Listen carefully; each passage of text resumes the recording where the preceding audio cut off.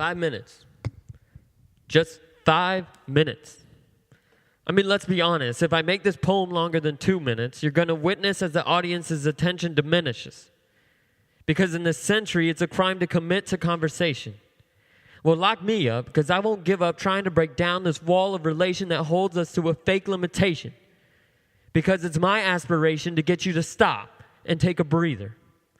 If I can inspire at least one soul to talk about more than just Justin Bieber or whatever pop icon you think is more important than the homeless begging and starving while you sit in an air conditioner at a red light, rolling up your window, looking away because you're afraid to make eye contact, or you might have to give up $1 from your wallet that literally has bills and assortment. Even worse, they might say something to you to make the interaction last longer, but the light's green now, so that's unimportant. Yeah, he might be fake too. But if he's not, was it really worth it to you? And we don't just ignore the people we don't know, so please avoid that excuse. The doors to rooms in our houses have locks. Conversations at the dinner table is dependent on a clock. Kids are being bullied at school, but parents never know. Oh, what a shock. Better have them talk to a counselor because you're concerned with your stock. Let's repeat the word stock. This is what happens when you invest in money into your children instead of the time on the clock. Let's change the subject. That's depressing.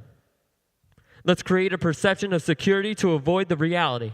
White picket fence will shield us from the brutality. Build a wall around this neighborhood. It's worth the fee. Just curious, dirty rags. Would Jesus be allowed to walk into your community? Uh-oh, was that some sort of religious scrutiny? Take it as what you believe it to be. Even if you don't believe, at minimum, it's a moral code for me.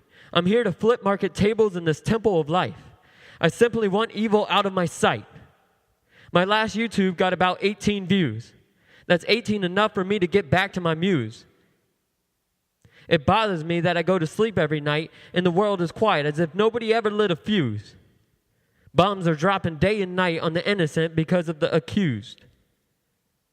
If that's prosecution, then I think the world is a little bit confused. We must stop the persecution and be there for the abused. Easier said than done, but at least talking about it will stop us from using ignorance as an excuse. Sit down and let's get rid of the social stigma of meaningful conversation.